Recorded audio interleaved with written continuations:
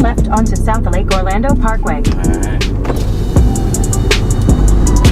Alright, I see where we at.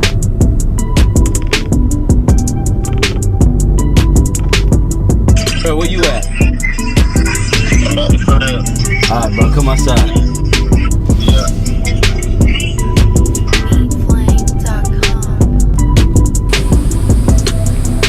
Hold on, bro. What's this? With what?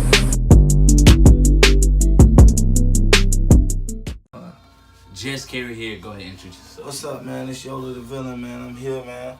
You know, just Kerry working this interview, man. I love it. Alright, first off, man, how you got your name, man? Basically, it's fixated on the streets. You know what I mean? You ain't gonna get going. Yeah, we ain't gonna really, you know, it is what it is, but I just came up with it. Like, people just started to call me that. Yola? Yeah, Yola, yeah. So I just ran with it. Alright, with the whole Yola thing, is it like YOLO? Like No, Yola. Yola? Yeah, Yola. So you only live once, ain't that? Nah, ain't none of that. Nah. But it's true though. You do only live once. But I've been in places and I've said my name and certain girls be like YOLO, like, you know what I mean? That's the first thing that come to their mind, but it's not that. It's Yola. Alright. So, what you consider yourself with this whole music industry thing? Like, what you consider yourself? I consider myself, in terms of when you listen to me, Yeah. you gonna get real rap. I usually rap about things that are real, what I'm going through and what a lot of shorties and certain cats in the streets really go through, because that's where I'm from. You know what I'm saying? I'm cut from that cloth, so I can articulate it a lot better than some of my contemporaries, because I've been doing this for so long. So, and like I said, that's where my passion is really. But I also understand that, you know, you got to diversify. You know, people like to hear a lot of different, you know, messages, and, you know, you got to have your party records, you got to have your street records, you got to have your radio records. And I'm from that era, like, where it was very competitive. Like, it meant something to sell a lot of records. It meant something to write a dope record. You know what I'm saying? Now, we in the era of freestyle, put it out. You know what I mean? It's quantity over quality, and you know, it's cool. It makes sense for what's going on, but I like to take my time and put records together, because I got ambition to sell records. That's what get me off. Like, how many? Because you think about all the hit records, like from Back That Ass Up. That shit's almost 20 years old, and they still playing it now. That's a hit record. And if you're an artist and you don't want to have a record like that, a timeless record, it's like, what are you in it for? So that's my whole process when it comes to recording it. So do you feel like with making a record, like how now the audience, they have an attention span that's like rapid? Yeah, like and I think it's because of the internet. I really do. I think it's because of the internet. I think, and a lot of times you got to think about who's behind putting the music out. Like executive producers, we quick to talk about, oh, you know, we need this, we need that, but it's really the executive producers, i.e. Birdman's, P. Diddy's, they the one that press go, Jimmy Iovine, you know what I mean? So they create the sound. It's what they into, you know what I mean? It's like when R&B sort of went pop. It could have still been the R&B of, you feel me? They 90s, made, yeah, right, yeah. They made the conscious effort to say, you know, we're going to go this way.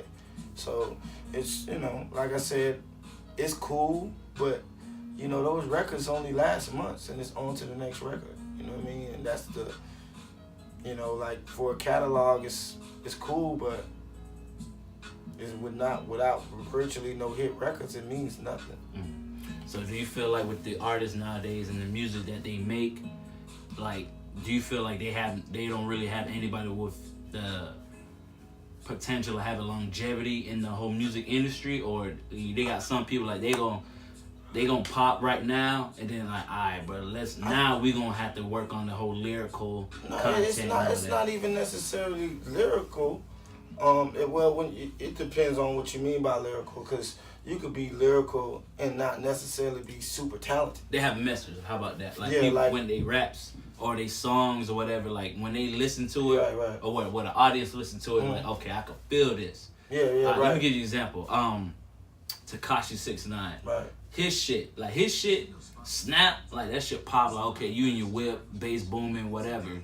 But you would never, like, 2 years from now, like you said, to back that up. So you ain't gonna. It's no substance. You feel that? That's no substance. That's really. the route that's more artists they try to go for, or they trying to go for like, okay, I want to have my record being played 4, 5, 6 years down the line, and that shit still snap. But what people fail to understand, it's a lot. A lot goes into really making an artist pop. You know what I'm saying? He was signed. You know, so he had people within that label that were doing things behind the scene to get him where he did. Now, it took him obviously, but a lot of artists is try to follow that model and it don't work. You know what I mean? It's not as easy as people think. You know what I'm saying? I think with what people are doing now and marketers and stuff like that, they taking this whole clout thing and they kind of meshing it together. You know, Tekashi 6ix9ine is not getting 22 million views within a couple months or weeks because he's a talented artist. It's something that intrigues the people about him. Yeah, basically. So that's how with your shirt, I see it says "Clout Kill Rap." Yeah. Shout out to my boy Trey Selfish. He put this together. Right, so do you feel like with the whole clout, when that became a thing, do you feel like most artists are like, all right, bro, fuck, you know, my shit snapping, fuck, you know, the message. I want to have the reputation or clout. And you know what was kind of responsible for that clout was reality TV. You see what I'm saying? Because of what people started doing from reality TV, they started getting into music. And their following basically became, okay, I follow him off of reality TV or her, now I can follow his music. And I think once that started to happen, the whole clout thing was birthed. Because everybody who's into reality TV are in the entertainment business. Either music, singing, you know, like Love and HipHop, you know? It's really clout. They not really finding these artists in doing it. But like I said, the business model changed. Because it's Love and HipHop, because it's American Idol, okay, we're going to give you this platform, we want your publishing. You know what I'm saying? And, you know, so with your music and everything, like, what is your message? Like, separate the clout, separate the, you know, the hit records, or like, what is your music? My message is something that when you listen to me, my job and my desire is for you to be able to take something with you. Every record you can relate to, you can understand, because like I said, this shit, it's not all sweet. Sometimes you just want the real. Sometimes people just want to relate. Sometimes people just want to know they're not the only one that's going through what they're going through. You know what I'm saying? And you know, and artists like myself, we could just articulate it.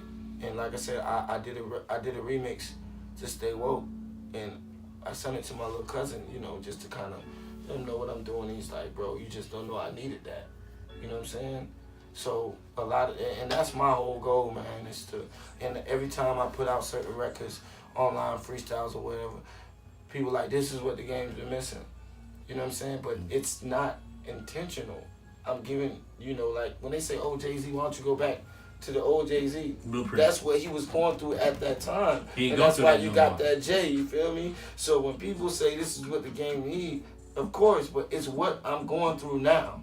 It's not a script like, okay, I'm going to rap about pain because all this mumble rap. No, it's what I'm going through now. You know what I'm saying? But I'm also understanding that this is what's in.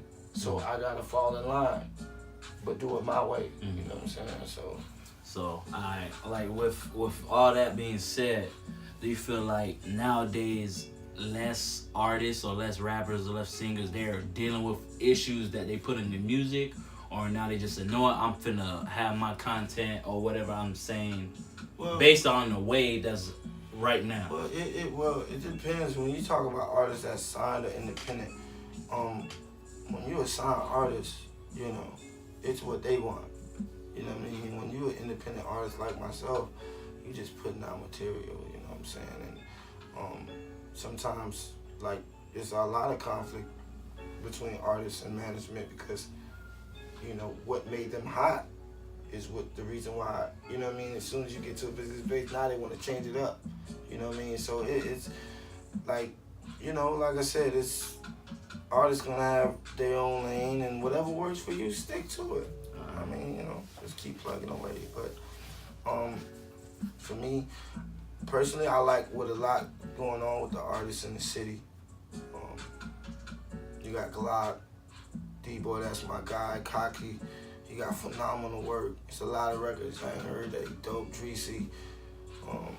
You know, I think, you know, when everybody kind of, you know, Derek Milano, when everybody kind of started getting signed, it was a refreshing an encouraging moment, like, shit. yeah, but I still think it's not the DJs now. I think the onus is on the artists, because I follow a lot of these artists, as I mentioned, and I'm constantly reposting, commenting, liking, you know what I'm saying? And it's not, with Orlando artists, it's not, they gotta really fuck with you to do it. Yeah. And it just should be something, boom, you know what I mean? Okay, boom, Yola got something, I'm gonna repost that. But I think artists they feel like maybe if they have more of a following, they're doing you more of a favor. But I do it now, so when I get there and I'm no longer doing it, that's my bulletin board material,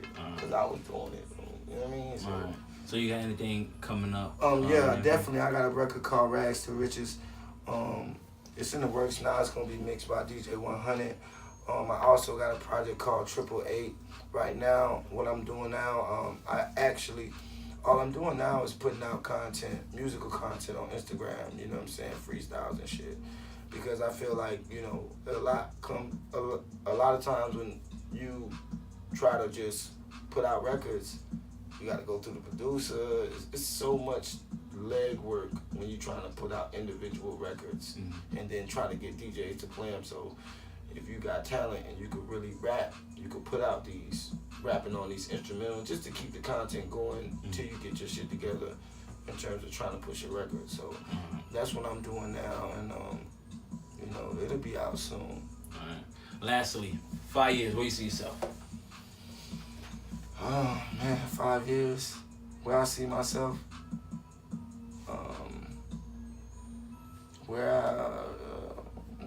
in terms of music or life in general?